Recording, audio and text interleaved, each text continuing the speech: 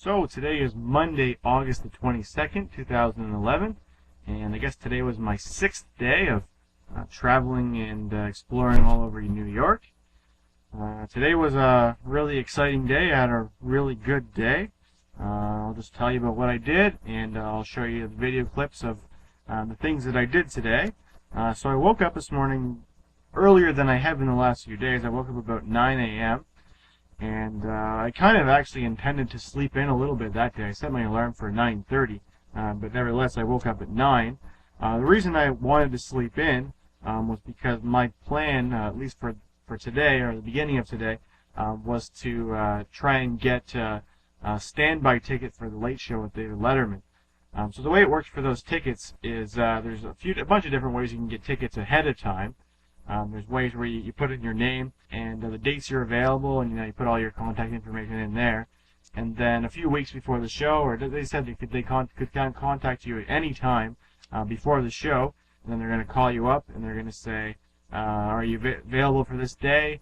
And then they're going to ask you a trivia question, and then they take your name and everything, and then all you have to do on the day of the show is show up at the box office, and they give you the tickets, and then you're into the show. But I didn't do that ahead of time because I don't have a telephone, don't have a cell phone, and didn't have a phone at home. And I wasn't really going to have been home during the day anyways when they make those sort of calls. So I couldn't get tickets through that means. I actually tried getting tickets through one of my friends. One of my friends that had a phone. I knew he watched the show too, and I wondered if he could put his name in and then use me as his guest, and then on the day of the show, only I was going to show up and make some excuse about why he couldn't come. But what happened was they called him up, and they were going to give him the tickets, and he said that they asked him that they wanted him to guarantee that both him and me were going to be at the show, and he told the truth and said, well, there's a possibility that I won't be there. And as soon as he said that, they just the conversation was over, and that was that. Part of the criteria for getting tickets to the show is you have to be able to answer a trivia question about the show, and that's done on purpose. They really only want people at the show that are true David Letterman fans of the Late Show, which totally I am a fan of the Late Show, and so was my friend Zach, who was the one who was calling in. So we were both able to answer the trivia questions they gave us, but unfortunately, as they said, we both had to be there for the tickets to work. So that method didn't work. So I went to Plan B, which is to get a standby ticket, which you have to do the day of the show. And the way it works is there's a number you have to dial, and they give away. They open the line at 11 a.m. and then they keep taking calls until they've got the certain number of standby tickets that they need. And the standby ticket really doesn't mean a whole lot. They have the theater holds probably anywhere from, I don't know how big it was, but it probably held at least 200 people, probably 300 or 500 or something quite big, quite a lot of people in that theater. And so they'd have no idea. They give all these tickets away to people, months and months in advance, and they have no idea whether they're actually going to show up or not. So they have these standbys for people like me that don't have a ticket, that want to call in on the day of the show, and then you show up at the Late Show at that time, and then whatever tickets haven't been taken already, then they give away to the standbys. So anyways, I had this number I had to call at 11 o'clock, so that's why I wanted to sleep in, because I figured I wasn't going to leave the hotel, so I could use the phone here until after I had made those phone calls and try to see if I could get a standby ticket. But anyways, I woke up at 9, and I just spent most of the early parts of the morning, I had a shower and got ready for the day. But then I was just sort of organizing my stuff, getting my backpack together, because I knew that, I was hoping that I was going to be able to see the Late Show that day. And I figured if not, then I'd be able to probably do exactly the same thing on Tuesday and on Wednesday, because Wednesday is the last day of my trip. And I wasn't able to try getting on the show any earlier than this, because last week and the week before, or really only last week that matters, the Late Show was on hiatus, so it was summer vacation for them, so they weren't, it wasn't available to go and watch it be taped. So today was my first chance, being in New York, going to watch the Late Show. So anyways, I got my stuff ready for the day, and my plan was for the beginning half of the day. I figured the show probably wasn't going to start until later in the afternoon, so I knew it was only going to be 11 o'clock or shortly after 11 that I'd be leaving. So I had a whole day planned out ahead of time, and one of the things I was planning on doing was going to the Empire State Building, and I read through their instructions, and they had, it's just like going to the Statue of Liberty. There's a whole bunch of stuff you're not supposed to bring with you. So I made sure I was leaving my bike tools here for the day because I didn't want those to get those confiscated again.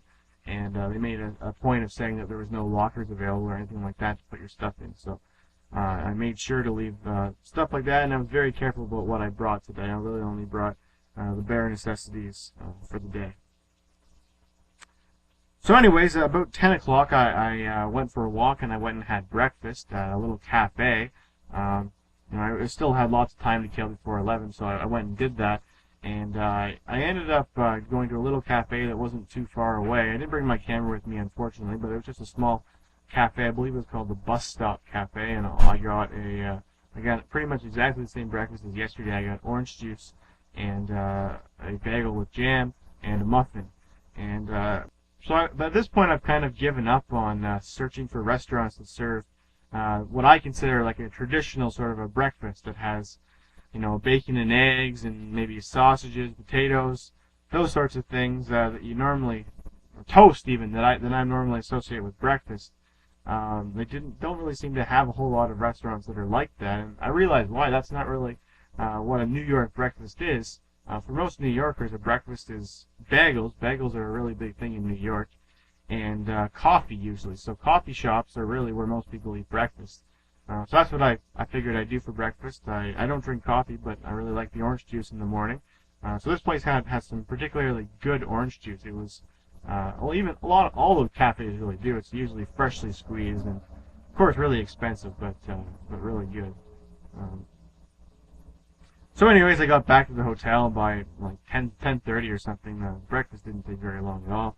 And I kind of just read all the rules again about getting on the Late Show and things like that. And then it was about 11 o'clock, and I started dialing the number.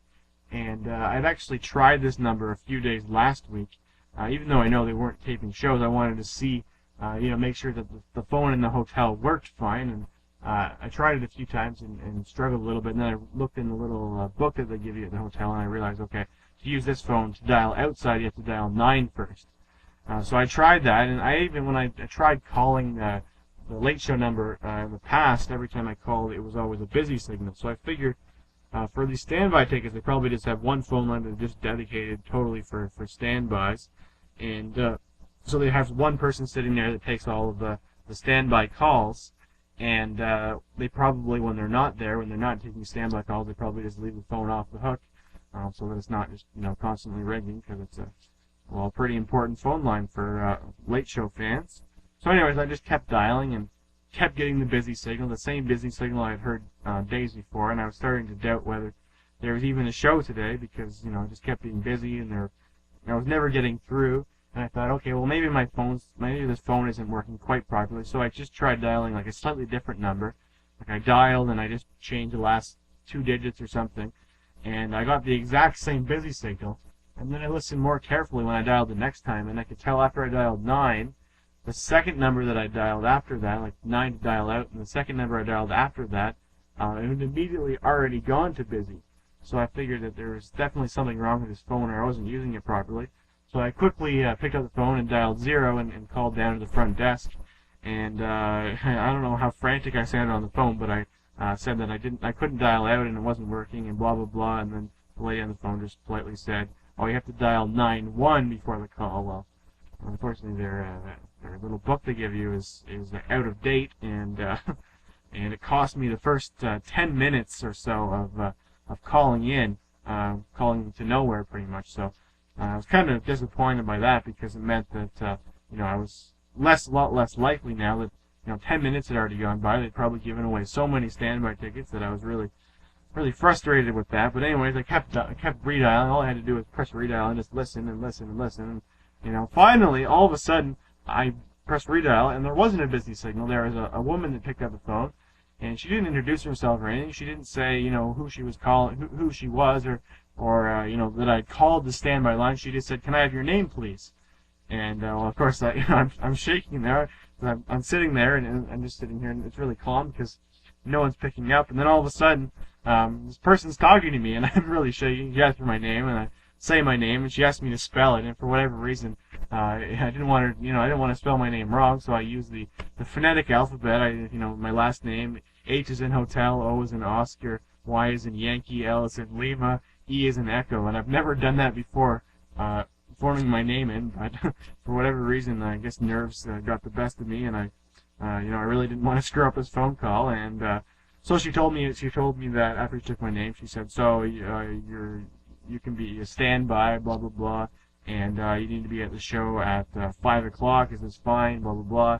She asked for my guest's name. Well, I didn't have a guest; it was just me, so she only took my name. And then she said, "Okay, so now for the late show trivia question."